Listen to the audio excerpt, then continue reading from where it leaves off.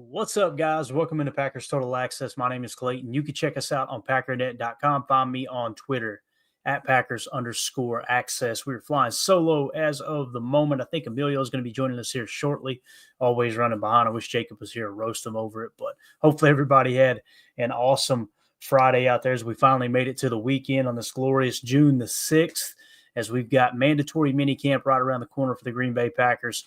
And really excited about getting all that information there. I guess next week, right? If I remember correctly. Go to the banner real quick just to make sure I don't have my dates mixed up. Yeah, so there's the deadline. Yeah, June 10th.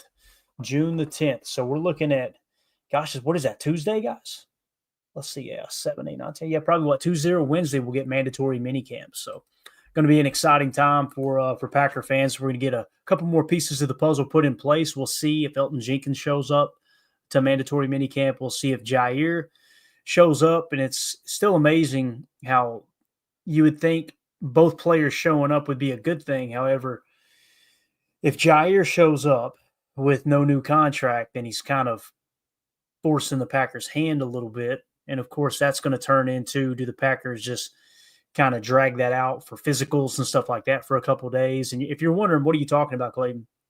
Basically, the Packers are not going to want Jair to practice in their facility or on their practice field until the contract is restructured, because if for some reason he were to get injured and land on IR for the year, they're on the hook for that entire salary. That's per Jason Wilde. So that can get interesting, right? So the Packers obviously want him on the team, but for the right price. They've offered a contract. He has not accepted it yet. So I guess what I'm trying to say is the mandatory minicamp here on June 10th is kind of a marker, right? It's a kind of, I don't want to say a line in the sand, but the rubber's starting to meet the road a little bit. So it's going to be interesting to see how that plays out. We'll see what goes on there. Now with Elton Jenkins, we want him in camp under the current contract. He's wanting some guaranteed money. So a little bit different there. He's liable to stay away. He's already missed the percentage in which he needed to obviously hit his bonus, his workout bonus. So it would probably be more beneficiary for him to withhold his services and put a little more pressure on the Packers to get him some more guaranteed money. Now, comes to training camp, you'll probably see a hold in, that type of thing, I would imagine, but kind of getting the cart before the horse, at this point right now. But we'll see how it all shakes out. And I want to go ahead and apologize. Wife flew out of town to Chicago today, so I've got all the pups up here with me. There's a thunderstorm rolling through, so if you hear them lose their mind barking, that's what it's about. And I apologize for bursting your eardrums there. But see everybody filing into the chat. Good to see everyone. Appreciate y'all hanging out with us this evening. If you would hit that like button on the way in, feel free to sub to the channel if you're new here. I want to say this. There have been people that have reached out and said, hey, didn't even know this channel existed. Get that a lot. For whatever reason, the algorithm doesn't pick it up very often. It's probably because I struggle really bad at asking for likes and asking for subs. I don't turn into that kind of show, obviously, in here begging for clicks and all that. But I will say this, if you are new here, this is something we try to go live daily, and we do a pretty damn good job at going live daily. We try to not just go live and talk about our favorite hot dogs and Mount Rushmore's players. We also, as Emilio's over there eating, I believe. Are you drinking something? I'm drinking. All right, you're good. We try to talk about things that matter. We try to talk about, key analytics. We try to dive into the tape. We do a lot of things. But I want to mention that, we had our draft season that just rolled through, and I feel like we've done a pretty good job of giving you guys consistent coverage. That was a lot of fun. Now we're going to be providing you coverage all through training camp, right? All through mini camp, all through training camp. When we get into the regular season too, guys, this isn't just hey, let's get on here, drink a couple beers and rant and rave about the Packers. We try to approach this show the same way the organization is looking at the team. And what I mean by that is in season, it's going to be as soon as the game wraps up, actually before the game starts, going to get a pregame show on this channel. You'll get a postgame wrap-up, highlights, all the analysis and all that good stuff immediately following the game. Monday, we try to look back on it and go, okay, who had the best game in terms of grades? So we look at the PFF scores. We go back through the stats, all that stuff. Usually by Tuesday, we try to do chalk talk, which basically we take the 10 most important plays, minimum of 10 most important plays from the game the week before. If it's a loss, we show you why they lost. And it's not to harp on the negative. It's not to get in here and bitch and moan and all that. We get in here and break down the tape and go, okay, here's what went wrong. If we had a great game and a lot of highlights. Then we get in here and kind of run a victory lap and go, man, look at this play. And we break it down not just to this was a 45-yard touchdown pass from Love to Reed. We try to give you the formation, the personnel, the route concepts from a coaching standpoint, that type of thing. And then by the time you get into the week, by Thursday, we like to go ahead and dive into the next opponent, give you a little preview, look at the PFF preview, all that good stuff. So it's just a running daily show, and we try to approach it from how's the Packers coaching staff looking at this. And then when you get to contractual obligations, things like that, when it comes to re-signing players, we try to take a step back and look at it from the front office's perspective, that type of thing. So that's the goal. I want to go ahead and forewarn you, we screw it up every day because we're fans, we're not professionals, but it is a lot of fun getting in here and talking ball with everybody. So, Emilio, how you doing, man? I'm good. Sorry to be late, Clay. You're good. You're good, man. Got laying on the old couch, Hey, I can see it, guys. Look at the side of Emilio's face. He's got the cushion imprint. I love it, man. I relate to you more than you know, dude. I banged out a nap earlier on the couch too, man. It was pretty humid out here. Mm-hmm. So again, sorry to waste those few minutes on the front side of the show, but I did have people reach out saying they didn't know about the show. So just wanted to kind of, if anybody's new here, that's what we do here. So sub to the channel. Also, the best way to support what we do is the Patreon community. Just go to patreon.com/PackerFan Total Access or scan the QR code in the upper right. That'll also get you extra content, exclusive content, questions for the show where you can be a part of the show. And it acts just like a super chat. We still honor super chats here on YouTube as well, but this is just an added perk to supporting the channel. Remember the $3 tier, get you access to everything there. Let's get to the questions for the show here, Emilio. Randy said, had a question I'd love to hear the fellows discuss. Playing based on matchups is very common in baseball, basketball, and football, DBs versus wide receivers. Do you think we may ever see the day that an offensive line plays based on matchups? For example, as great as Zach Tom is, he has at times struggled against bull rushers. Could you guys ever see the day where an extremely versatile line plays each team based on matchups? Or do you think that ends up hurting the continuity and putting too much on the player week to week? Go, Pack, go. I think it's a great question, Randy. I love how you're thinking outside of the box. With that being said, the defense dictates who rushes where. So it would be an absolute cluster for an offensive line to try to line up over a specific defensive player. And that's kind of how I'm taking the question, Emilio, is if you've got someone that, hey, their best bull rusher, you don't want an offensive lineman on your line that blocks poorly against bull rush. You don't want him going up against it.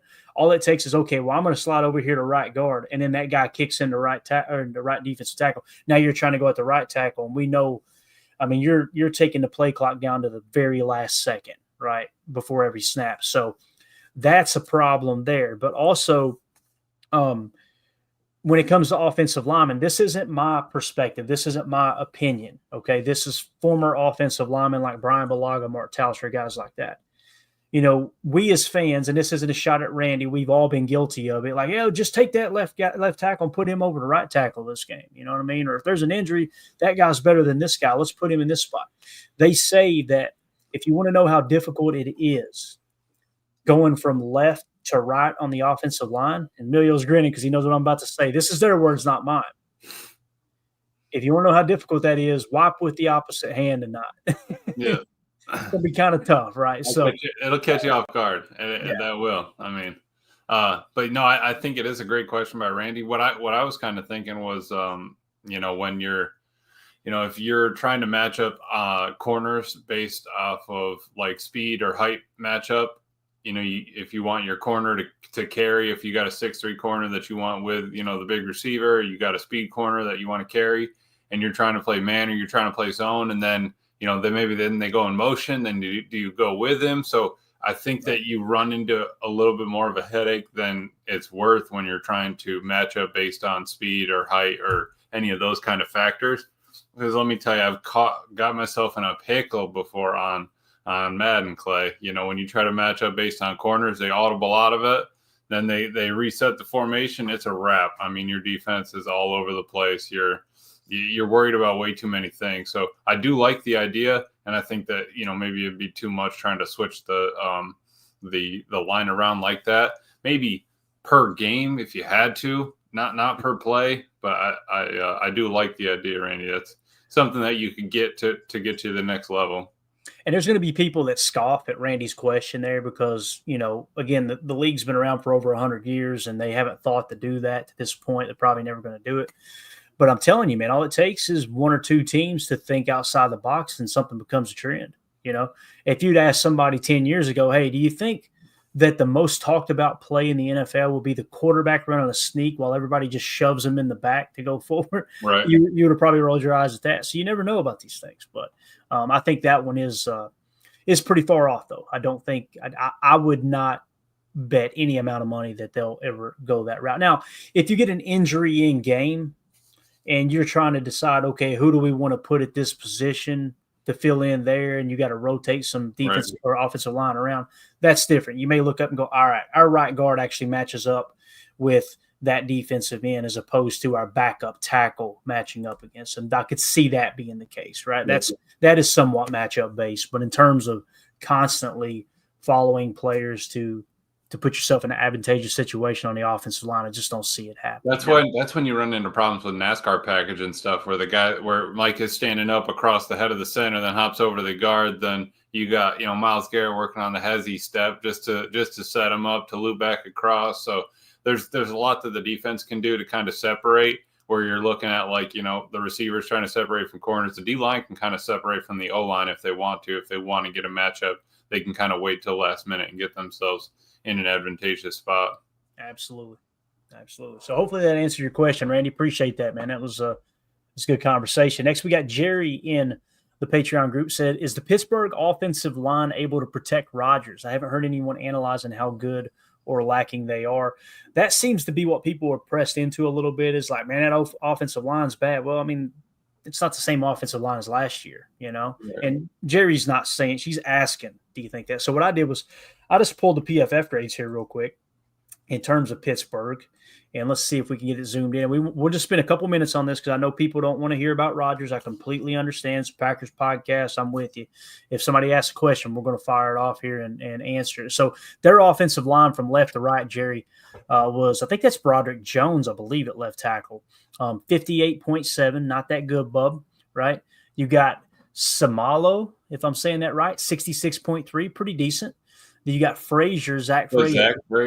From West Virginia. Remember us talking about him in the draft? He's a fifth highest graded center in the league at a 77.9, so that's a solid grade. You got McCormick, a 57.7 at right guard, and then you've got Fontenot is how how do you say it, Amelia? I've always said Fontenot. Yeah, Fontenot. Okay. Fontenot, yeah. Okay, got it. 64.4 there. Now it's showing that he doesn't have a ranking, so maybe he had minimal snaps. So kind of like our Jordan Morgan or whatever, on the line, but didn't have enough for the minimum. Right. So when you look at this on the surface, I wouldn't say it's a horrible offensive line, but the most important positions on offensive line is tackle, and that's not one of their strengths. It's not like us with a Zach Tom at 85 sitting over there at right tackle, right? So, yeah. And also Rasheed Walker grading out in the mid 60s. It just kind of shows you, if you were to compare Pittsburgh offensive line to ours, now, do I think Elton Jenkins is great as high as Zach Frazier? Recent history would say no. He's graded out in the 60s. He being Elton Jenkins, moving to center. If he plays center, I mean, we'll see what happens there.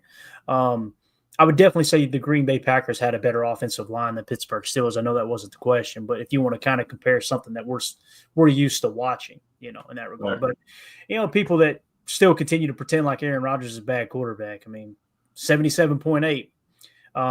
If Aaron Rodgers is a bad quarterback, then you got to say Jordan Love's a significantly worse quarterback because he graded out lower than that, right? So he's not MVP Rodgers, but again, as I said yesterday, he's a big improvement over Mason Rudolph. There's some ways about that. So that's it. I mean, looking at the rankings, that you want to say you got a starting center, you got a starting, left guard, the right guard technically starting top 64, the left tackle, the first one that's out of it, top 65th, and then their right tackle doesn't have enough. So, I mean, theoretically, they all are starters.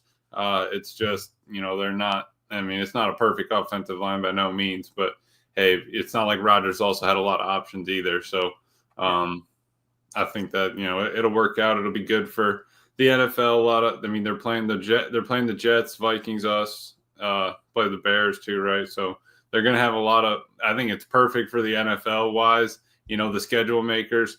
That just kind of puts the thought in my head when I was listening to I think it was a Ross Tucker one where he had the one of the schedule makers on there, and they're planning these things out. They're trying to think of who could be a good matchup, what would be a good matchup on it.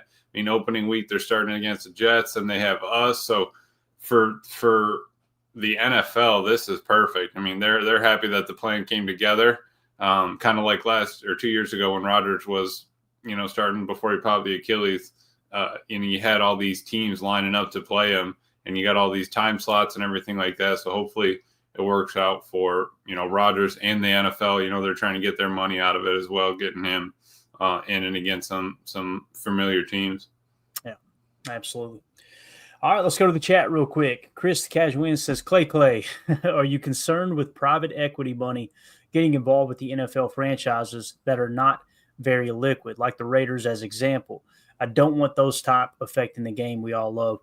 Chris, I'm probably the wrong person to ask this to because I am, as my wife refers to, I'm the stick in the mud. I don't like change at all.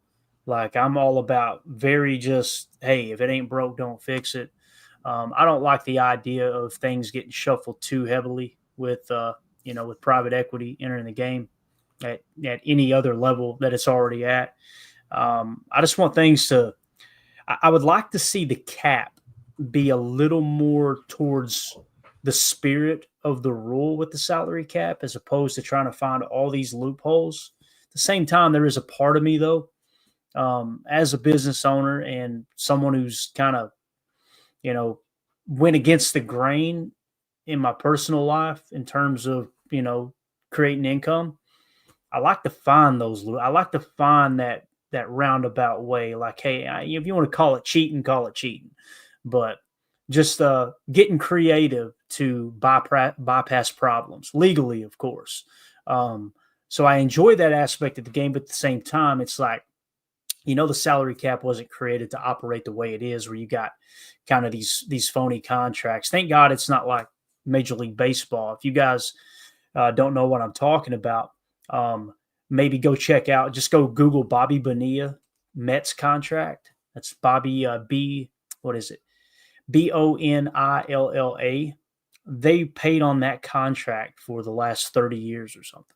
So, Major League Baseball, the contracts are fully guaranteed, so it's a much different animal, but that's just a perfect example of how they've gotten around paying a player that much money and to the point where they're still paying on it today. I kind of like things to work in the spirit of the rule that it's designed, the league is designed to work under. But also part of me does kind of enjoy the creative aspect. You know what I mean, Emilio? That's what you're an entrepreneur too. Being an entrepreneur, your number one priority is a problem solver.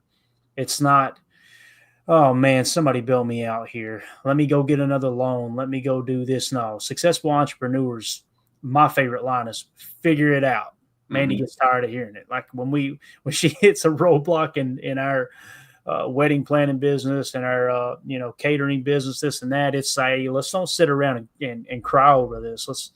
Let's put our heads together and figure it out. And to me, that's the more enjoyable aspect of being an entrepreneur, and it's why I'm so drawn to the NFL and all of this money that's involved with professional football and now college. I've been more interested in college than I ever have now because that's the Wild West. The NFL has kind of got things honed in a little bit.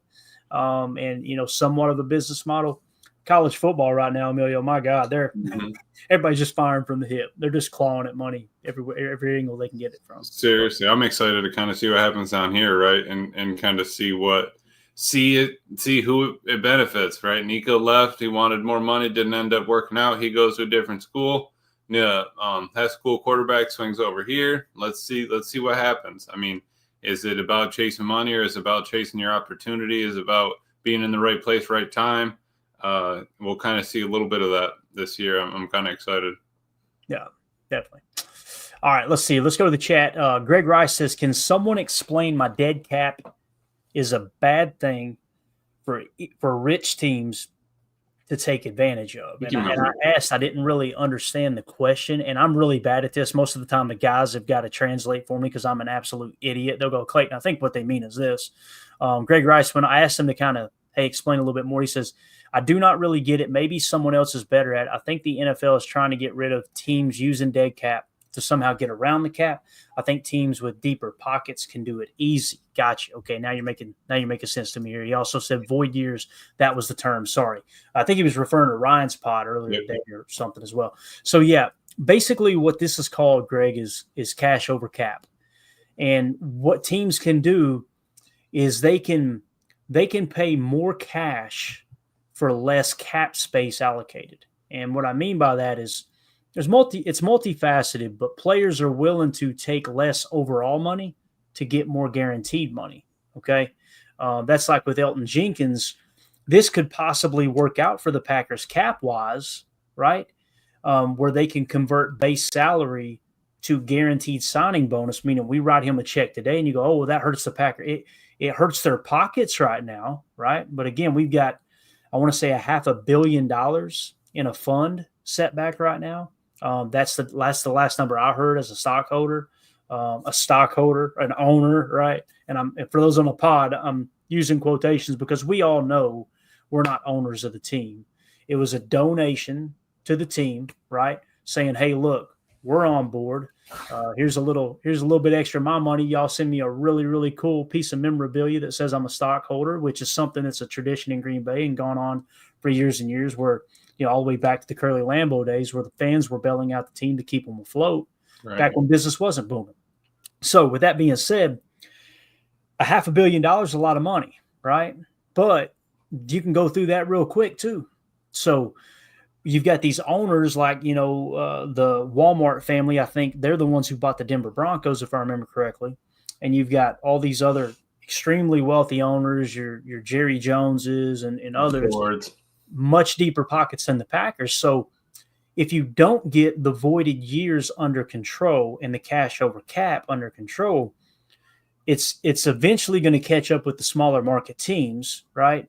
And that don't have the big owners, big owner pockets, if that makes sense. So again, voiding years, what that is, Greg, is like with Elton Jenkins, for instance, and I should probably pull his contract up to explain it. Let me see if I can do that real quick. I'm just going to real quick. Let me get your take on what we kind of covered so far, Emilio. As I pull this contract up, I'll let you know when I'm ready. Yeah. Kind of going back to Ryan's pod there, he was talking about how, it does kind of seem like some of those smaller teams might get the short end of the stick there. Baseball, Clay, do they have a salary cap in baseball? I don't follow. They've got what they call a luxury tax, which basically how that works. And I'll explain the cons to this as well. It's really, really interesting. With baseball, they've got a certain cap, and you can go over that cap. But once you go over that cap, you're hit with an extra tax. And then that percentage of that tax that you get hit with goes into a pot. And then that pot is spread out to the teams who stayed under the luxury tax. Okay. Now, here's the problem with that. You got teams that never get anywhere near that cap limit.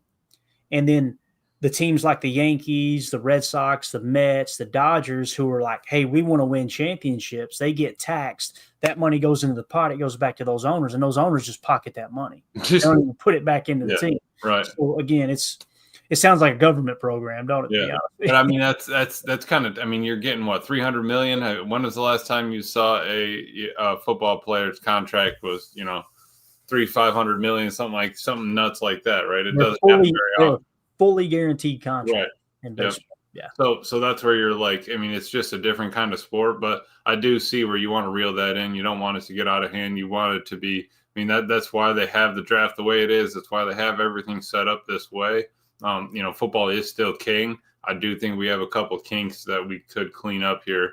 Just now that it's, coming into modern era, times, I think that at some point you just have to make a little bit of an adjustment after people have figured out, workarounds. Right. Correct. Okay. So back to Greg here, voidable years. So let's look at Elton Jenkins' contract. What you'll notice with Elton Jenkins' contract, if you look in 2025, you can see this okay, right, Emilio? Yep. Okay. So you notice in 2025, base salary, $11.7 million. Signing bonus is $4.8 million. Workout bonus, he's already forfeited that $500,000. He's already missed the percentage in which you needed to allocate to qualify for that, right? The roster bonus, I believe that'll come week 1 of the season. He'll get that bonus if he's on the roster week 1. Now, what Elton's worried about is look at next year.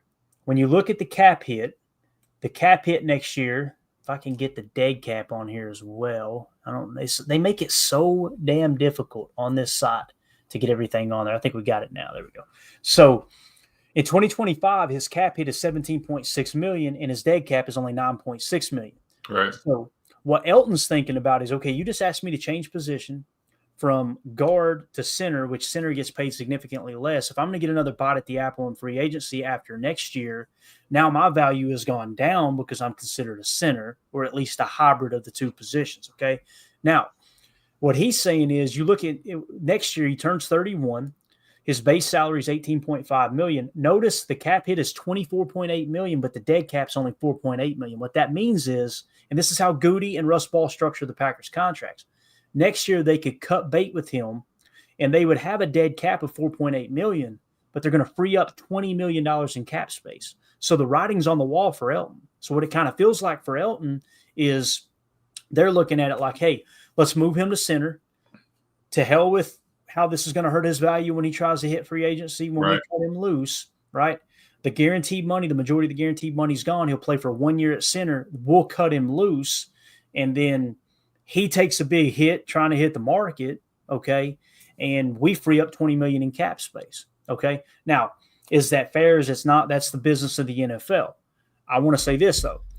Elton Jenkins is looking at it going, hey, how about we convert some of this salary to signing bonus so you guys are on the hook for more dead cap, and that gives me security that I know you're not going to cut me loose, and I get more guaranteed money in my pocket. So when you're talking void years, here's how the Packers could handle this. If I was Brian Gutekunst and Russ Ball, you got to make a decision. Do you want – I get rid of that do-rag first. I don't think it would look good. Yeah, that's for sure.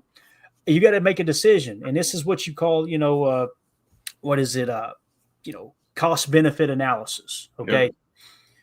Yep. Do we want Elton Jenkins on the roster next year, yes or no? They may say he's declined and we don't want him on the roster. If that's the case, they're just going to stand pat, right? But if you say, hey, we'd like him on the roster for the next 2 years, and you got to take into consideration, is it worth it to take a hit on future cap space to make sure you've got him at center this year? It's another, cost-benefit analysis you got to make as well. So I would say, yes, it's worth it for me to know that center is shored up, because you guys know how I feel about that position. I didn't think Josh Myers should have been on the roster last year. I was very vocal. I was actually vocal about it 2 years ago.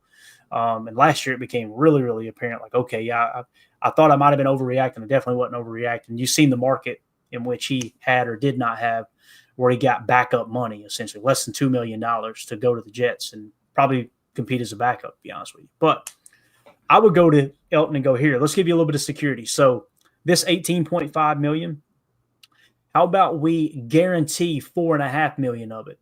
Okay. So we write you a check for $4.5 million, and you're under contract for next year. If we did that, but you agree to take a pay cut of $4 million off of the base salary. Now he may say, go to hell. Right. But there's many players that look at it and go, okay, that ensures I'll be here next year. That puts a $4.5 million dump into my account, and I'll still be making somewhere around $9 million in base salary next year. If they cut me loose, I got a little bit of security this year. They've got more an incentive to keep me on the team next year. It's kind of a win-win. That's how Elton's looking at this situation, I would imagine. I haven't talked to – obviously, I'm an idiot. I haven't talked to any agent or anything like that. Now, voidable years, you go, okay, Clayton, yeah, but that $4.5 million, how are we going to allocate that or what have you? You're actually reducing the cap, but if you wanted to add a voidable year on, you can tack on dummy years in 27 and even 28, and then split that $4.5 million, or even some of the signing bonus you already have. You could split it over those two voidable years to where you reduce the cap by $4.5 million this year or next year in 2026, as well as the pay cut he would take on the base salary of $4 million. So essentially, his number at $24.8 million next year in cap hit would drop by roughly $9 million. So you could get that number back down to where it's at right here to 17.6, 18.5, somewhere around there. So it's win-win for both teams. Now, there are the salary cap doom and gloomers that go, well, you're kicking a can down the road. It's going to catch up with us. It has not caught up with us yet. The Saints have done this for 20 years, it seems like. Mm-hmm. And people say, well, look at their team. Their team isn't bad because they kicked the can down the road. Their team's bad because they handpicked Derek Carr to be their quarterback. They handpicked, as much as people love Taysom Hill, they paid him an ungodly amount of money to play tight end hybrid quarterback, and I think that was a stupid. So you could have taken that money you spent on Taysom Hill and gotten you a decent edge rusher to go opposite of trying to think of the defensive tackle that was down there for the longest time. Really, really good player. Cam, not Hayward. Bergen, or can't remember his name. Anyway, he was Pro Bowler year in and year out. So to me, their problem wasn't digging themselves in this cap. Now, the cap looks bad now, but guess what? Derek Carr is going to be gone.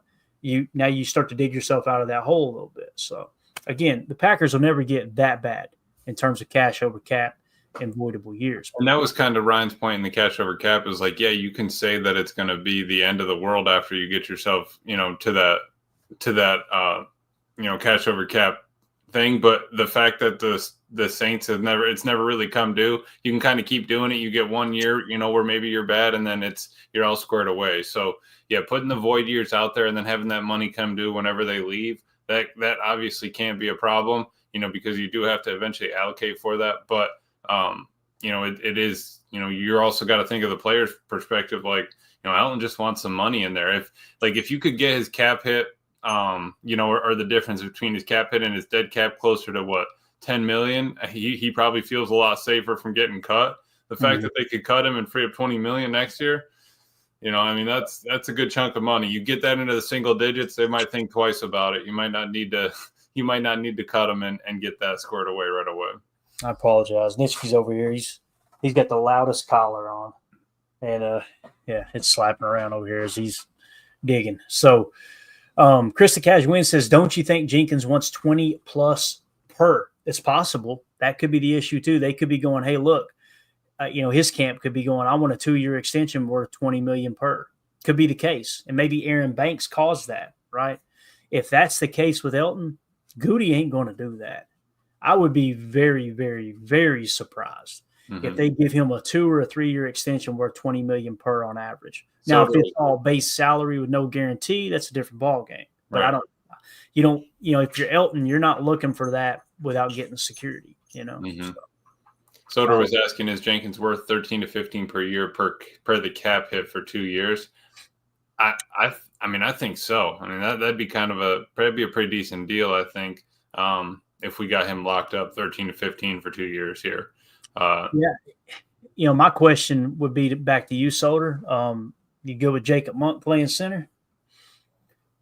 You know what I'm saying? Like, you go with Sean Ryan playing center? Because to me, it would be on par or worse than what we've seen with Josh Myers. And Josh Myers was the weakest link of the offensive line. That's kind of how I look at it. When I look at the cap situation, I'll try to be very clear here. I could care less about how nice the cap looks. There's a portion of the fan base, and I'm not saying Solders like this. There's a portion of the fan base is like, they love looking up and going, look at us. We're in great cap situation, man. We're 40 million under the cap. Who gives a rat's ass? Yeah. Are we fielding the best 53? That's what I want as a fan. And without having to mortgage the future completely. So Elton Jenkins is the best option at center. Now, if we were to back up and say, okay, let's say that Goody decides Elton isn't worth 13 to 15 million per. He wants to leave it this way and cut bait next year, right? What's the plan? People have gotten this mixed up that they made a comment about Elton Jenkins being being a Pro Bowl caliber tackle, All-Pro guard, Hall of Fame center. They did not say that about Elton Jenkins. They said that about Zach Tom. Okay. Now, if you were to pick one thing out about Zach Tom, Emilio, and say, okay, what's the negative to Zach Tom? He's one of the smaller offensive linemen on the offensive line right now. Well, he would fit the bill perfect for center. So part of me, again, you got to look at the whole picture. What did Goody do in the draft this year? He drafted 2 tackles. and he went and signed a guard. Mm-hmm. Right? Now, we always talked about the blueprint of you're not going to pay more than 2 offensive linemen huge starter money. Well, you're going to have to pay Zach Tom. That's coming up. I think we all agree they're going to do that. You just paid Aaron Banks, right? Well, what are they doing with Rasheed Walker? They're going to re-sign him and pay a third highest. Well, if they do that, then they're breaking their rule, their standard, right? Now, who could play left tackle? Well, who's the camp battle going to be? Jordan Morgan. Do I think Jordan Morgan's going to beat Rasheed Walker out for the left tackle? My bet would be Rasheed Walker wins that battle. But guess what happens next year? You let Sheed walk. You put Jordan Morgan in at left tackle in that rookie contract. What did they do this year in the draft, Emilio? They drafted Anthony Belton. Yep. So what if the plan is, if Jacob Monk doesn't work out, you get Elton at center for a year, we don't redo his contract for 1 year, and then next year you go Anthony Belton's ready to play tackle, put him at tackle, at right tackle, kick Tom to center, you cut Elton Jenkins loose, you free up $20 million, you didn't have to pay Rasheed Walker, and you got all these guys on rookie contracts, and you stick to your mold of Aaron Banks being a high-paid offensive lineman, Zach Tom being a high-paid offensive lineman, and guess what you do the next year? You draft a couple more rookies again. Right. Because that Aaron Banks one at that point would be in his last of the 4-year deal, right? That would be his second year out of that 4-year deal where they could probably get out of it after that next year. So, it's that's where you're wanting to be able to stagger the contracts. I think listening to Love of the Star, they were talking like it just seems like they're not able to get the contracts lined up where they're staggered, where they're not having to pay everybody in the same year or something like that. I'm glad that Goody has been able to kind of stair step that and get that to a point where you can handle 1 or 2 a year, get it squared away, move forward. But yeah, the paying 2 offensive linemen, I think it's just odd because we kind of expected it to be Ellen maybe and Tom, and having an outside come in, get that payment, and then everybody else inside the house is trying to get squared away with their money. I think that's where it's kind of throwing us off. Or maybe they do pay 3 for this, these next couple of years if you have a little bit of room in the cap and stuff, and you're able to finagle the 3 because your wide receiver room's so cheap for the next couple of years, perfect. But that's another thing. We're not paying that number 1 wide receiver. So maybe you do have an extra 15 or 20 million you can mess around with for 1 or 2 years. But again, you got to stagger that because maybe you do have to pay the receiver in 1 or 2, and you need to be able to get out of one of those contracts either way. Right. Chewy in the chat. Good to see you, buddy. He said, I believe that's Chewy. Garage Band and Grandmasters. Everybody changes their names so much. It's hard for me to keep up. It might not be Chewy. He said, that's why I don't understand the bank signing. They could have given that money to Jenkins. And I can understand you looking at it that way, right? But look at the PFF grades. And again, PFF isn't everything. But the reality is Banks gave up 1 sack last year. I think Elton Jenkins gave up more sacks than Banks, right? Well, look at their PFF grades. Jenkins is 65.7. Aaron Banks, 65.4, right? And then when you look at the age, right, Banks is, if it shows us here, 27 years old, right? Elton is going to be 30 this year. Now, you go, okay, so you're getting, according to PFF, the same caliber player, right? 2 years younger, 3 years, almost 3 years younger, right? And then you can lower the cap significantly with Elton. And keep in mind, Aaron Banks, that number looked huge. And then when we broke down the contract, it ain't that big, right? It's essentially a 2-year deal is what it is. So it's kind of like we moved on from Aaron Jones, who was getting a little bit older, a little bit more expensive, brought in Josh Jacobs, who was 3 years younger, a little bit cheaper. And then you kind of go from there on a 2-year deal. And it's just. Yeah. And again, I'm not saying that this is all cut and dry. You guys are asking great questions and making great comments. So we're just kind of having a conversation, trying to figure it out together.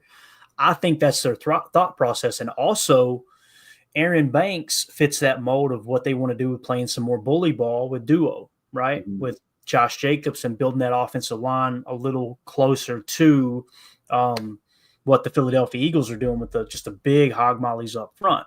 Now, with that being said, you say, okay, well, Elton's a big guy too, right? Aaron Banks is 6'5", 325 is what he's listed at. Same for Elton. Yeah, Elton's 15 pounds lighter, but the same height. But it isn't bringing Aaron Banks to get rid of Elton Jenkins this year. It's get them on the field at the same time And then again, next year you reset and, move forward maybe without Elton Jenkins or with a rework deal. I think the Packers were looking at trying to save a little money with Elton next year, playing hardball with him. And Elton got ahead of the game. Very smart. Hey, figure it out with Monk. Let's get this contract done or figure it out with Monk. So that's kind of how it feels to me. And I think I was listening to the Move the Sticks actually had, Love of the Star actually had Ross Tucker on there. So they were just kind of talking. He was saying, I just still don't understand how guys can give up $500,000. He's like, that is free money for the workout bonuses. I get it on, when the team's stopping him from going in there, but $500K, man, that is not chump change. Though I know they're set for life, but he just makes it such a point that $500K is a lot. But he said, guys like Micah or anybody or anyone that's, a little bit older, still that didn't show up to OTAs because they're trying to figure out the contract. He said the players don't care. Like they understand they understand the game. They know what's happening. They're not mad at the player for not being there, not doing that. He said they want him to get his. They just want it squared away so that they can all play together, right? So it's just being able to get that taken care of ahead of this season so you don't have distractions that are affecting the whole team. Right. Joseph in the chat says, but I think he's saying we'll pay Tom as a tackle. If we pay Tom as a tackle, who plays center? I don't get so caught up in that. How much are they making? Because Tom is a backup plan at center if we don't have anybody else to play center. That's the beautiful thing. And to me, it's more of a reason to pay Tom tackle money because you got that versatility. He can play tackle. We did it with Elton. I remember when they re-signed Elton. I can't remember if we were doing the show. I think that was the first year I was doing the show, or maybe it came right after I started doing the show. I said, man, they kind of overpaid for Elton. They paid him like a tackle. Right. And, of course, he was playing a little tackle, but he settled back in at left guard because they got Rasheed Walker. So I could see him doing the same thing with Zach Tom, paying him like a tackle. But, hey, if you need him to play center, he could play center, that type of thing. And again, Joseph, if the worry is, okay, you're paying him like a tackle and now he's playing center, okay, well, Anthony Belton steps in at tackle. That's a second-round pick, guys. Make no mistake about it. They're planning on him starting next year. I believe that with everything in me. I would be very, very, very surprised if Anthony Belton is not starting on the offensive line, whether he's good or not. You know how the Packers roll. If they draft somebody in the first 2 rounds, they're getting their butts on the field. The only reason Musgrave hasn't been on the field, the only reason Tucker Kraft's is starting tight end because Musgrave got hurt. And Tucker's so darn good, you can't take it away from him now. So if that's the case, you've got Belton with a second-round contract. The money you're saving there, to me, kind of compensates for the Zach Tom being overpaid if he does kick the center. Now, again, I don't see him kicking the center. I'm just simply saying worst-case scenario, that could be what you do. And here's the other thing. Let's say that you move forward with what you got. They call Elton's bluff. He plays this year, and then they cut him loose next year and with no new contract. Then you go into free agency looking to sign a center or looking to sign someone maybe to play tackle and kick Tom over to tackle. And then you take 2 or 3 swings in the draft if you don't like what you see in free agency. So it all kind of comes back full circle. And to that point, Clay, they were asking Ross if he thinks that the interior offensive linemen are going to be a little bit more important or potentially could be more important than tackles nowadays. His take was that tackles are still put in one-on-one isolations a lot more than the interiors. You still have a 3-2, numbers advantage on the interior most of the time. But having a 3-tech and the pressure up front, he's like, obviously quarterbacks are able to step around some of that outside pressure, get up in the pocket, work around. But some of that interior pressure, you could be to a point, in 5 years where the interior offensive line could be getting paid, kind of like the tackles because you're getting too much pressure from 3-techs inside. That's where you're, hey, yeah, we paid a tackle, but we're going to need a center that's going to step up. We're going to need some guards. We're going to need some weight inside. And maybe you do need to start paying 2 or 3 of them, one of those being inside, right? I always kind of like, if you could get a triangle, pay your 2 edges and pay your center, that'd be fine. You can work around the guards in between. You got a guy on either side of them that can help them. But Max is 3. I don't see anybody really getting away with paying more than 3 offensive linemen. I think the reason why we could be able to is because we have such a cheap wide receiver room. I think you got to kind of see where you're able to save money on the roster that you have now and kind of work around that. Yeah. AFAM in the chat says Zach Tom is not getting extended. Y'all need to wake up. All right, we got our first bet of the year. AFAM. Put that on the ticker? Yeah, put it on the ticker for me, Emilio. AFAM, here's the bet. I want to know if you take it, all right? You got to let me know as soon as possible here in the chat. 1 dozen Krispy Kreme donuts delivered to mine or your front door, okay? If Zach Tom is extended by next offseason, okay? Because, again, the contract might not get done in training camp, but he's going to get extended by the Packers. There's no two ways about it. You owe me a dozen of Krispy Kreme donuts. If Zach Tom walks in free agency this year and does not get extended, I owe you a dozen. What do you think, man? Let me know in the chat. I like it. Greg Rice said, AFAM is drunk. He said, AFAM is drunk. Coach Lynn said, what you smoking? Greg Rice says, AFAM butt tat? Question mark. Oh, boy. Uh-oh. AFAM says, AFAM is sober as a judge. That ain't that sober nowadays, man. You gotta. I've read the newspaper enough to see a couple of those judges in the news for sure. So that's nice there, Emilio. It's a good time to pop that up on the show. I was trying to pull this one up. Clicked on the wrong link there. There we go. All right, just let me know if you're in or not. AFAM. Yeah, this was a fun conversation. We did not plan on this, but man, that first hour went by pretty quick. Let's end it right there. For those of you listening on the pod, that's going to do it for hour 1. We will pick up in the second hour where we're going to talk some LVN, well, Lucas Van Ness. I think you guys would be surprised with some of the numbers and kind of what the future looks like for him. But we appreciate y'all. We'll see you on the other side. For those of you listening on the pod, welcome into hour 2. That was a fun conversation. I want to say this as we start off hour 2. Shout out to Mary over at MAC, My Autism Connection. Happy birthday to Mary. Emilio, we got to meet her at the draft, obviously, and big supporter of the show, and obviously them doing great things over there with My Autism Connection. So happy birthday, Mary. Happy birthday. Yeah. So hopefully you had a great day today for sure. So. I just got a storm rolling in now, so it was a beautiful day until I hear the thunder rolling, the lightning's hitting outside right now, Clay. So every time it thunders here, I hear Lincoln over here go. He knows that it throws the whole week off for mowing and everything. He thinks he's going to do something about it. He ain't going to do nothing about it. I mean, as soon as that lightning crashes, he's right over here in my lap, 125 pounds. Yep. All right, LVN, man. Let's talk a little LVN. And I figured this would be a good night to do it. Paul Bretto put a cool tweet out, and we keep hearing rumors about him kicking inside, and I love the way Paul covers the Packers because he gives you the details that are important. He says, I think we'll see more movement from Van Ness this season. Thumb injury limited him to playing the right side mostly last season.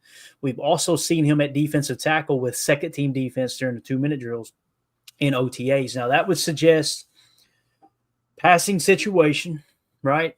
They kick him inside. Why do I know that's a 2-minute drill? They're probably, looking to move the ball down the field, kick him inside in the passing situation. We know that's what he did pretty darn well at Iowa in college, coming into the draft. So I get kind of excited thinking about that, Emilio. I don't know how you feel about it. Paul Bretto said in another tweet, pivotal third NFL season awaits Packers defensive end Lucas Van Ness. And then he went on to say in the tweet here, I think he wrote an article too with ESPN La Crosse, Wisconsin. I quote, I just think there's a different confidence level with him. I believe it was Matt LaFleur that said that. Now, I know there's people that like to hate on LVM and pretend like he's a horrible football player. I'm going to flash something up for you guys real quick, and I think this might surprise you. Let's go to NFL Pro, and let's look at the pressure percentage, quarterback pressure percentage. And again, Ryan did a great job on his podcast earlier in the year covering this. That second half of the season, he really turned it on, he being Lucas Van Ness. These are all of the defensive linemen in the NFL, guys. Every defensive lineman in the NFL. So keep in mind, this includes defensive tackles. This includes edge defenders. So again, when we're in a nickel defense, all right, you've got 4 starters that are included in this entire list throughout the NFL. Notice there's no qualified defenders only either. This is every single defensive tackle and defensive end or edge defender, okay? Look at the quarterback pressure percentage, all right? So, Emilio, there's 32 teams, right? Mm-hmm. You got 32 teams times 4 because there's 4 starters in every nickel defense, which teams are in nickel defenses 70% of the time. 128. So 128. Anyone who is above the 128 mark in terms of quarterback pressure percentage is considered starter quality. All right. So if you go down this list here and find Lucas Van Ness, looky here. He's in the 62 spot at 11.2%. Again, that was a higher quarterback percentage according to NFL Pro and GPS tracking. And we can look at every one of those quarterback pressures on the tape by just clicking on that number right there. That's how you know they believe in their statistic. That was a higher pressure rate than TJ Watt, the Pittsburgh Steelers last year. Like when you go below him and look at some of these players, and we would have to go. Remember, Braden Fisk was all people were just ranting and raving over him, right? He's down there at 10.9%. And again, when you look at the guys that he's within range of, you got a DeForest Buckner there. You got Quinnen Williams, right? Another great pass. Chris Jones was at 12%. So he was less than 1% behind Chris Jones, one of the best defensive linemen in the entire National Football League. There's Max Crosby at 12.3%, right on his heels as well. So really, hey, there she is. Happy birthday, Mary. Everyone's wishing her a happy birthday in the chat. So she heard her ears ringing. She came running. She said that dumb redneck's talking about me. Anyway, happy birthday. Hopefully you've had a great day, Mary. So again, is LVN an elite pass rusher? No, not yet. Will he evolve into one? I don't know. But this idea that he is just horrible at rushing the quarterback is simply not true. Now, keep in mind, guys, 11.2 pressure percentage after going from playing 3 tech to 4 in college to having to play outside linebacker in a 34 defense at the NFL level, and then kicking to defensive end, a 5 to a 7 to a 9 tech in Jeff Hafley's 4-3 front, right? And with a broken thumb. And again, people say, oh, yeah, it ain't no big deal, put a club on it. You heard Rashawn Gary, you heard all these other people talk about how you got to use your hands to rush the passer. They literally were limited to putting him on one side of the formation because of the thumb that was injured, right? So I still have high hopes for Lucas Van Ness. And again, when you say, well, he only had 3 sacks, that's why it's important to look at the quarterback pressure percentage because, again, that heavy rotation. He only had 241 pass rushes last year, pass rush snaps. Okay, right. So again, we've showed you how we stunted, and we showed how Kenny was playing with turf toe or whatever it was, the 2 different injuries with his foot, and you could tell they used him in a touch spy in a lot of situations. So in many cases, LVM was crossing the face of the tackle into the guard. I've seen him and Gary stunt together several times on the same side of the field. So I want to get your take on Emilio, because to me, it would be different if he was down around the 100 mark. But you're talking about him being in the top half of defensive linemen in terms of quarterback pressure percentage with a broken thumb and having to play kind of one-sided last year. What do you think? Yeah. And I mean, looking up there, Quinnen Williams is at 50, right? I love Quinnen Williams, man. He's a dog. I think that, you're starting to kind of see LVN's not too far off, right? Chris Jones is at 47. There's a couple of guys around him. Joey Bosa is at 59. So you've got big names around him. It's not like he's just in the dumps, right? He might not have the best numbers right this second, but okay, coming into year 3, how accurate can you take year 2 with an injury that he was fighting through all year? And again, I mean, it's on your hands. So imagine you got a broken thumb. You're not getting into 3-point stance, or you're only getting into 1. That's why you only played one side of the line. You can only put one hand down. Imagine putting your broken thumb into the dirt. I mean, and then you're trying to chop, swim, push, pull, rip, any of those things. You don't have that tactile bend. Your thumb is key, man. I mean, even when you're running with the football, putting that eagle claw on it. I mean, anything. You're anything in football, you need that thumb. So I really am kind of excited the way he's going to tear up. look, we got 17 games out of him. You know, he showed up, he performed, played through injury. You can't be mad at the effort he's putting in there. I think that it kind of brings you back to that Greg Cosell thing. You know, he heard that they're going to be, you know, standing him up, putting him on the outside a little bit more, which is just different than he did at Iowa. So maybe Hafley said, okay, we tried that. You know, he was fighting through the injury. Maybe we work him back inside and sort of go from there. But again, then you bring in competition that you drafted this year, and that's just going to push everybody to the next level. You brought in a couple good, you know, D linemen to push the ones that are there. You got Kobe Wood and Carl Brooks, you know, Kenny and everybody in there. Then you bring in Nazir, you bring in Barron Sorrell, you bring in everybody to kind of push him. That D line is going to be different. And to that point, when Ross was on there, he was talking about how it's not the player you pick. It really can be sometimes about the coach you pick. I really think that getting our new D line coach, he was talking about their running back coach when he was on a team, and one year the quarterback was just getting lit up. They didn't know where to go. They didn't know how to pick up pass protections. They didn't know how to fill those. He said next year we got a new running backs coach.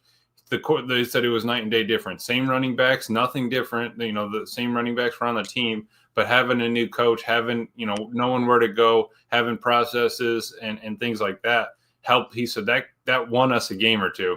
He goes, so I really honestly do think position coaches can win you a game or two. Imagine that happens with our D line now. I mean, we are in business, man. We really are. Just bringing a different aspect, energy, and information to that group. Yeah, and again with Kenny Clark, been real vocal the last few years. I didn't think they should have extended him for that amount. I still feel that way, but regardless, he's going to be better next year. That's one thing I feel very confident saying. Now, will he return to his darn near elite form under Mike Pettin way back in the day? Probably very little chance that happens with him approaching 30. However, he is going to be better because he's going to be healthy. There's no two ways about that. So you get a healthier Kenny Clark, you get a healthier LVN, you got these guys one more year into the system, right? Devontae Wyatt took a step forward, I feel like, last year, and you know, in terms of quarterback pressure and playing the run a little bit better. Mm-hmm. Now you added to the mix, you got a Barron Sorrell, right? You got Rashawn Gary one more year removed from that ACL. And I honestly think that they're going to let Gary eat a little bit more this year as opposed to playing the run. But I don't want them to get too far away from what they did with the run defense last year as well. So it's going to come down to, you're going to see how good Jeff Hafley is this year, because you're going to have teams with all this footage that they got to watch all offseason on him. And now how quickly can he adjust to their adjustment for what the Packers did really, really well last year. So really, really excited to see how this defensive front kind of comes together, man. I think they've got a lot of promise, a lot of, a lot of upside. And like they said, Coach Covington, DeMarcus Covington, to this point in his career, keep in mind he coached multiple positions with New England, and he ended up being the defensive coordinator there that one year that Gerard Mayo was head coach. He has never had a first-round defensive lineman to coach. Think about that. And I'm telling you, when he was a positional coach there in New England, guys, they had some of the best defenses in the league. This was like, yes, New England wasn't winning championships, but outside of Belichick's last year and Gerard Mayo's only year, they were putting together scary defenses up there in New England still. Now, is it Belichick's scheme? Of course it's Belichick's scheme. He's one of, if not the greatest defensive minds in the history of the game. But Covington coached a lot of underrated players. What am I trying to say? Not underrated. Again, he never had a first-round pick that he coached. So these were people that were overachieving in that defense, and he was right there in the mix coaching them. So I think there's a lot to like there too, man. So Kenny Clark healthy, LVN healthy, Coach Covington stepping in for Rebrovich, the defensive line room. You still got Ogabasi kind of coaching the interior, big boys. everything screams this defensive line is going to take a step forward. With that being said, I've been very vocal about this. They were 9th in the league in sacks last year. I don't care what people think they saw. They were not bad at rushing the quarterback, because when you turn on the tape, you could see how they were harnessing that pass rush big time. If they just turned those guys loose, you would have gotten more sacks. But I'll tell you what else you would have gotten. You'd have got your Tommy, a.k.a. Danny DeVito, quarterback scrambles, and everybody been screaming fire Jeff Hafley. So I think it's going to be a fun year, man. I think it's going to be a fun year. So. Absolutely. Yeah, and I mean, dude, just being able to bring pressure with 4, I think that is going to be key. You know how they were talking about how Kenny's holding tape sessions at his house and stuff like that, right? Mm-hmm. Where he's letting the guys come over, and it's not just, they'll come over, watch Thursday Night Football. Yeah, but let's come over and check out some of this tape. Let's see what kind of footwork we're doing. Let's check our practice tape. It's like Mike and Wes were talking on there. It's like when you're in practice doing this stuff, and you're out there, you're performing, you're not paying attention to your buddies, right? You're not paying attention to the other guys in the group. And so you're sitting there like, all right, how am I doing? Okay, I got through the day perfect, but let's go back and watch. Okay, what did LVN do on his first step? What was Brooks doing on his first step? Let's get all those guys in a room together. We can have some pizza and wings, and kind of see where we're going. See if we can't get each other better. See if Kenny can't find something. See if you find a little thing here or there. Teach them a trick. All of those things are going to add up to help this team eventually. And just I love that Kenny's taken that step and that leadership to, hey, all right, come over to my place. We'll get this squared away. Been here before, done that. Let's move forward. Let's get everybody better. Yeah. Reef says, yeah, do the comp between LVN and the first round draft picks, mates. So let's go over to search linebacker to find him. Quarterback pressure percentage. Look at TJ Watt's pressure percentage last year. He's a first round pick, right? If I remember correctly. Dog. 9.3%. LVM was over 2% better in quarterback pressure percentage with TJ Watt last year, right? Now, you go, okay, what about sacks? Again, LVN is a part of a heavy rotation. You can't get mad at LVN over that. That's how the Packers use their pass rush. The same thing with Gary. Gary would have blew past 10-plus sacks if they didn't have the heavy rotation. If they had played him the same amount of snaps as they played a Max Crosby or a TJ Watt. Look at TJ Watt, 85.8% playtime, right? Mm-hmm. Rashawn Gary was, 60-something%, if I remember correctly? And again, we're talking LVN. So if we go to LVN, let's go to the Packers here. Remember that number, 85% with a 9, 85 and 9. Remember that. Yep. If we go to the Packers, and now we jump over to defensive line because people are too big idiots to understand this, 39%. 39% playtime. Less than half. Way less than that. Yeah, less than half, right? And then Rashawn Gary, 58%. And again, Rashawn Gary, 13.4% pressure rate. Mm-hmm.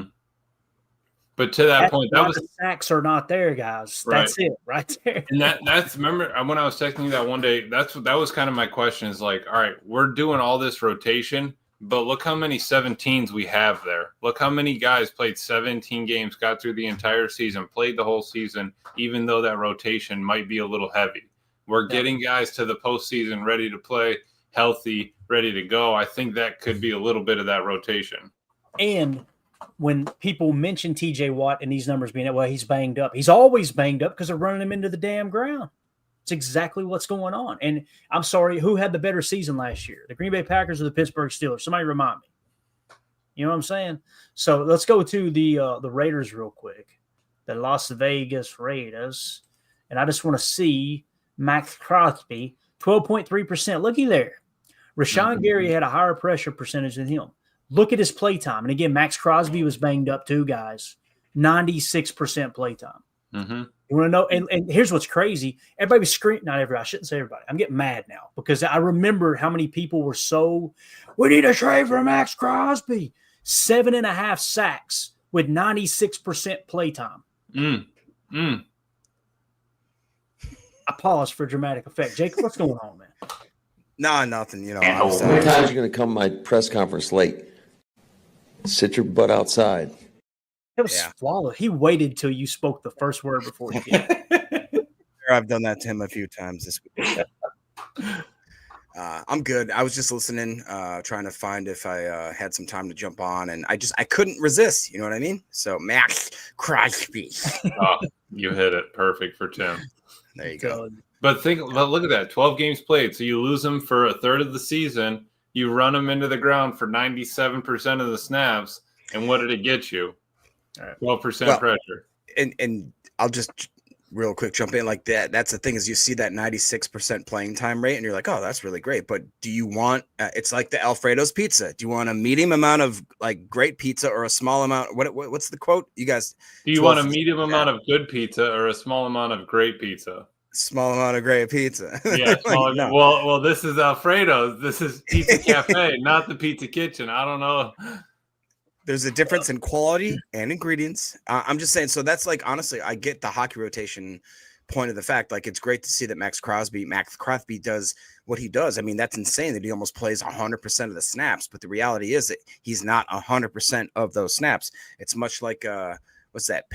Sex Panther. It works 80% of the time, 60% of the time. We're doing a lot of movie quotes tonight. It's Friday. Who gives a crap? But like, the point is that they're just not 100% all the time. And I think that there is some credence to the fact where, like, if you can get LVN and Gary going on a few sets, and then you all of a sudden let your boy Cox go in there, you know what I mean? And he's got a guy like now Sorrell, or let's just say, just anybody that's hungry.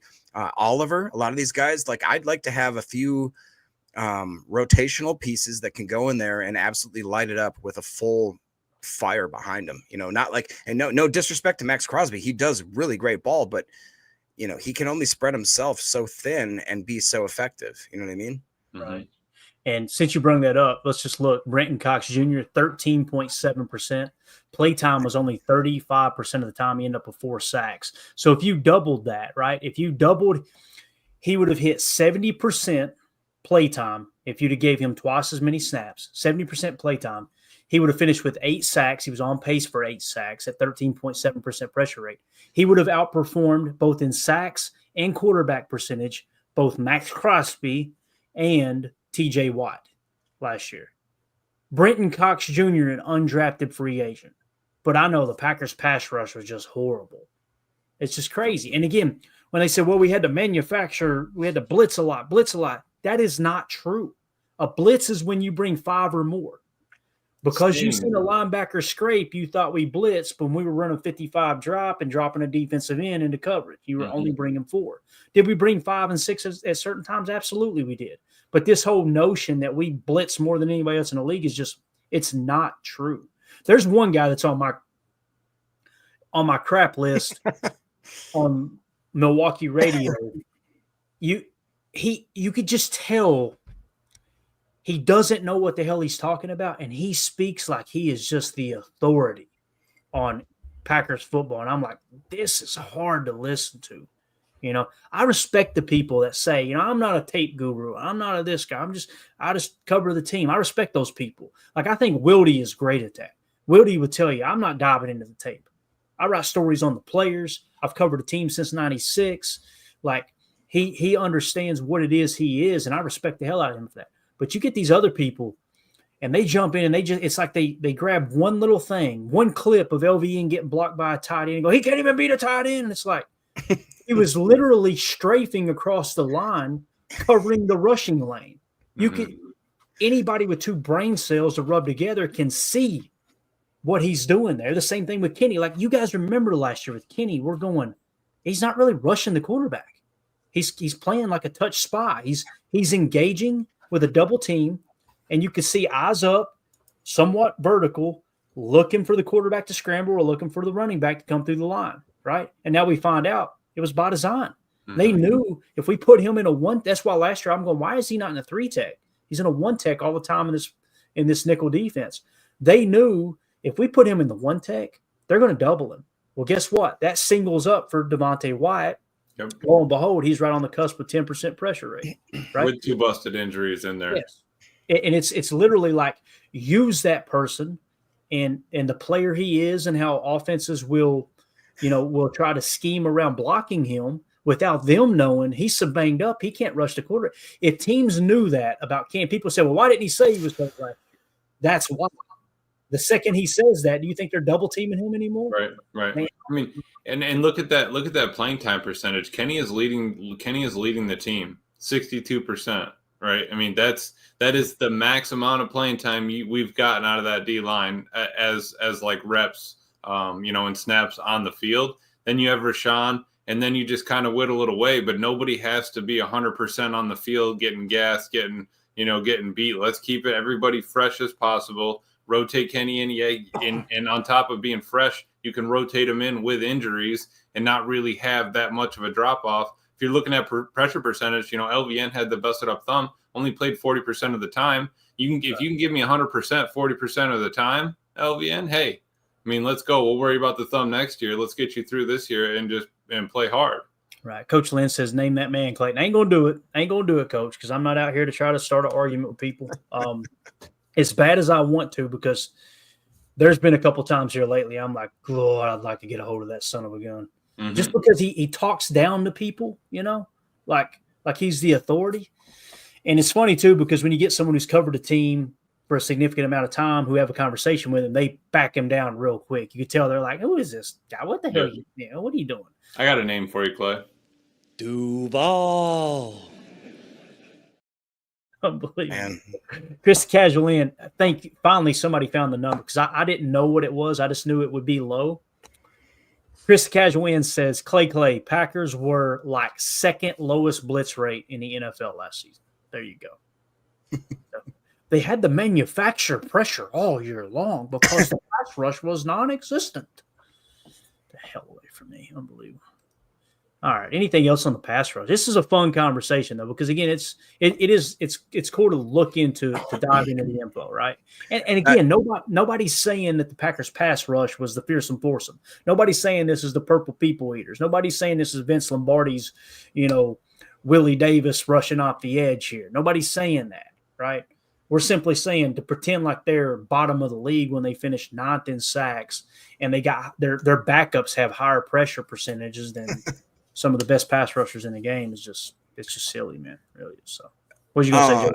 Yeah, when Emilio highlighted the fact that Kenny Clark is sitting there with a 62.6% play time percentage, does that surprise any of you? Or if you're like me, does it kind of shine a light like, yeah, that's maybe why we kind of scoff at the defensive line play? And maybe it's because, again, we don't know exactly what Kenny Clark's assignments were, what they asked him to do. But is it surprising the guy that had the least, I wouldn't say least, but one of the lowest amounts of production was up there the highest, and for whatever reason we didn't make that substitution, that adjustment? Does that make sense? And I have the luxury now of the season's over, and we've talked about it 1,000 times, and we've watched the tape 100 times. But now it makes sense. Like, Jacob, he couldn't rush the quarterback because of the injury. So they said, you know what? If we put him in a one tech and that nickel, that's going to draw a double team. Yeah. And just let him play patty cake out there. Mm-hmm. Because, again, if you're drawing a double team, that's a win for that player. You're going +1 in the hat count game, right? Can I play devil's advocate and just ask, like, is that another excuse for another reason why Kenny Clark doesn't perform in a year where he's getting paid top dollar? Like, if somebody wanted to say, hey, Kenny Clark, like, if he's good enough to play, why isn't he good enough to actually impact the game? He's good enough to just sit there and absorb double teams. Is that what you would argue? Like, again, I'm just being devil's advocate. I'm not saying this myself. Yeah. To me, it's the toe injury. Again, like he could not rush back. Just couldn't. He can't set his base, right? Imagine, like, as a defensive player, having to set your stance. What is your plan? Like, you're digging in with the tips of your feet. You know what I mean? Bro, I'm telling you right now, I strained a ligament in my big fat toe one time, and I was hobbling around like I was 83 years old. It was the most painful. It's just like, God, this is the nerves, and it's unbelievable. I couldn't imagine. And on top of that, listen, I'm a big fella. Don't get me wrong. I need to drop some weight. Thick. God, that was quick. But being over 300 pounds and dealing with that kind of toe Tim, injury, that was so. Yeah, Tim's somewhere right now. That was really quick. Emilio was just waiting. Give me a chance to make. Where's Tim? That was too good of a drop. Thank you. All right. So again, it's not to say, guys, we have the best pass rush in the league. We have a top 5 pass. I'm not saying that. Mm-hmm. I'm simply saying they need to get better. Yes, but when you watch the tape from last year, they weren't pinning their ears back and just going after the quarterback. Right. And you okay, well, what did that get us? The second best run defense in the league. That's what got us. And you're kind of wanting to use Kenny more like a boogeyman than anything. It's Right. like, all right, if you're really, really hurt, then all right, let's just, we'll keep you grinding and we'll take it easy on you in practice. We'll get you through. But I need you to be that scary threat that they think that could go off. But hey, oh man, these teams are doing such a good job containing Kenny. I mean, they're doubling him really well. They're blocking him up really well. They've just been able to really kind of keep him stopped. All right, fine, no problem. Kenny's in there taking his shots. Let's rotate the edges in. Let's rotate that hockey line. Keep everybody else fresh on the outside. This is the line of the night. You're hitting a great point, and I have to look down and see Clint say, "A-Fan buys underwear from Baby Gap."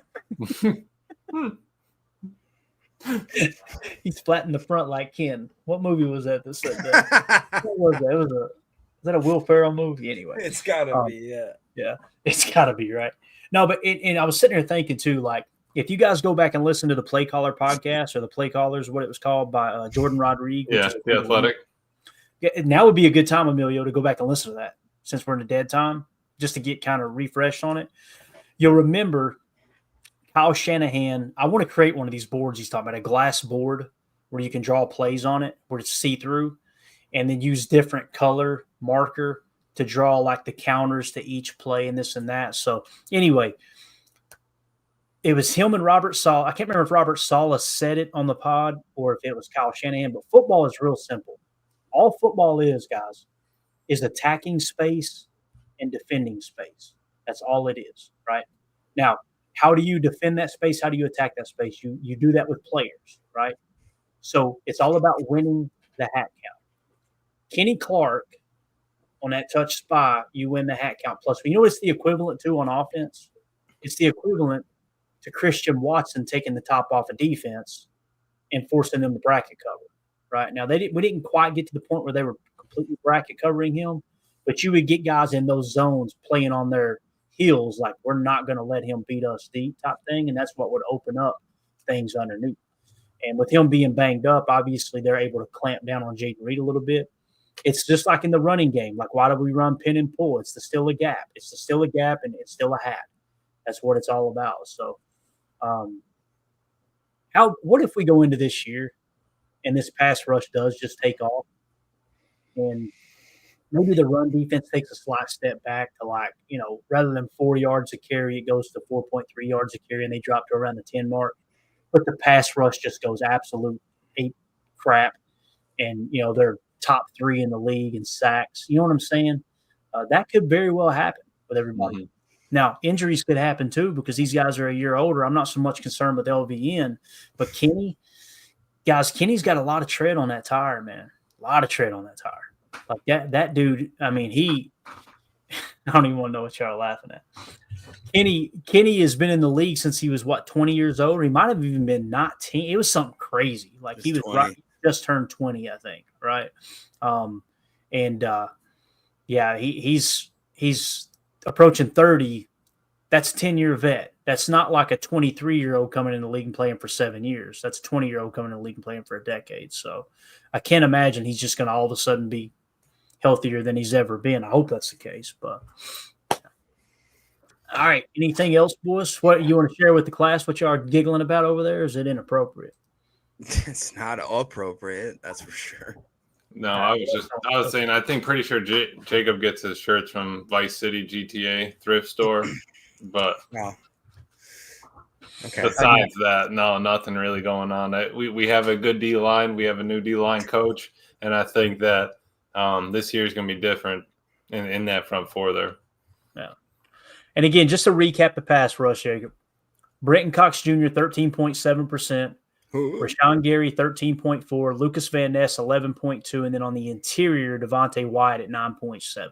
And did you by chance highlight the fact that those numbers are drastically skewed by the back half of the season? That in the last 8 weeks, those guys were actually up in like Gary and Cox were in the 18 and 19% range. Like even guys like the interior Wyatt was actually, I think, like around the 13-ish range. Like they turned it on. LVN as well. So like I'm not worried at all. I really am not. I just think that the defensive line coach may be one of the biggest low-key additions to this offseason that we're not talking about, you know. And I can't remember exactly the way you worded it just a few minutes earlier, but you're like, you know, would we be surprised if we have – no, I wouldn't be surprised. We've got a ton of first-round draft picks.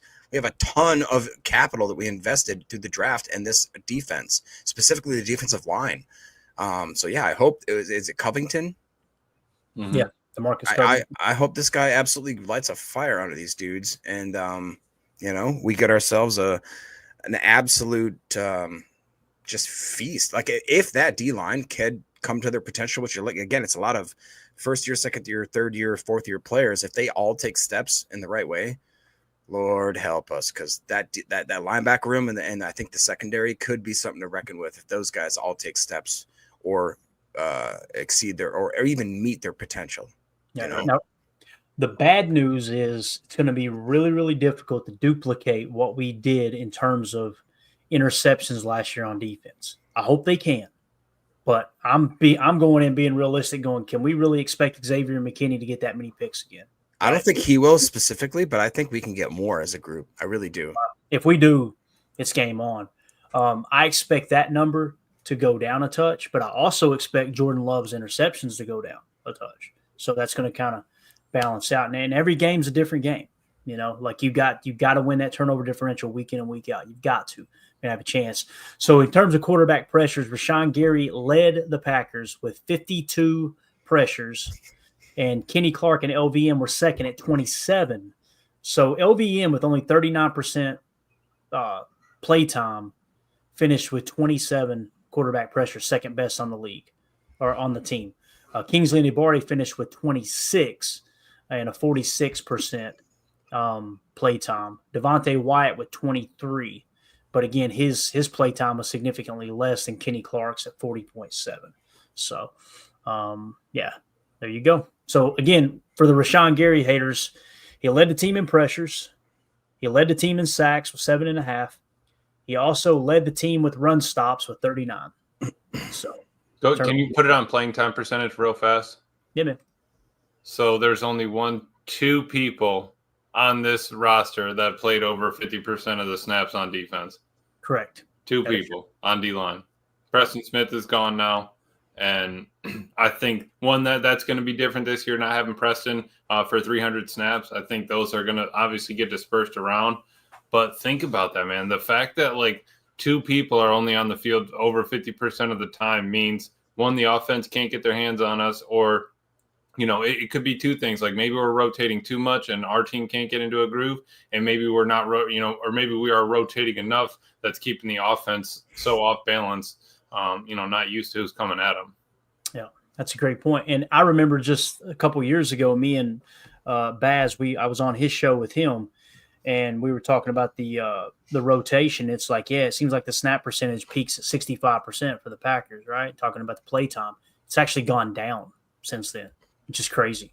So let's hit a couple. 65%. 65%. That's what it's amazing how much that number comes up. Yeah. Let's hit a couple Patreon questions real quick, and we'll get out of here, okay? I almost forgot about these. We hit them we already hit them. We're good. That's the ones at the beginning? Yeah, so we're good there. Yeah, our guys better wake up with their piss hot, like I said before. So again, if you want your questions read here on the air, just go to patreon.com/PackerFan Total Access. It's the best way to support the show. $3 tier gets you access to everything, including questions for the show. And then tomorrow, anyone who's a member of that $3 tier, make sure you're a member by 12 midnight tonight, okay? We're going to put everybody's name on the wheel and spin it tomorrow for an autograph Kingsley Nibari rookie card. Really, really cool piece of memorabilia here, donated from Rick Kruger. So anything else, gents? We good? Thank you to Rick Kruger for mine. I don't know if I did it on the show, but I got mine, sir. Clayton and Manny were able to swing that this way, so I appreciate it. I need to get a little shelf for him. Yeah, he sent each of us a separate package and then he sent a bunch of stuff to give away. And yeah, really, really, really awesome. I love the Tony Mandarich autograph, man. Absolutely. Wow, that's clean. That might be my favorite, but I think it's the Edge Cooper one's my fave. That's got to be. The Did you get an Mandarich Edge Cooper too, Amelia? Yeah. Mine's better. He said mine's better. He said Jacobs is worth more. That's awesome. Aw, that's cool. Hey, yours is different though. Yeah, I know. Mine's better, obviously. Yeah. There it is. Rick. All right. We're out of here, guys. This is God Almighty. The chat. Just don't look at the chat. All right, we're out, guys. Everybody have a wonderful evening. We'll be back tomorrow, Lord willing, and the creek don't rise at 6:30 p.m. Central Time. For those of you listening on the pod, thank you for making us a part of your day. As always, let's go out and be the change we want to see in the world and go Pack Go. Y'all are unbelievable. Here we go. Bye, guys.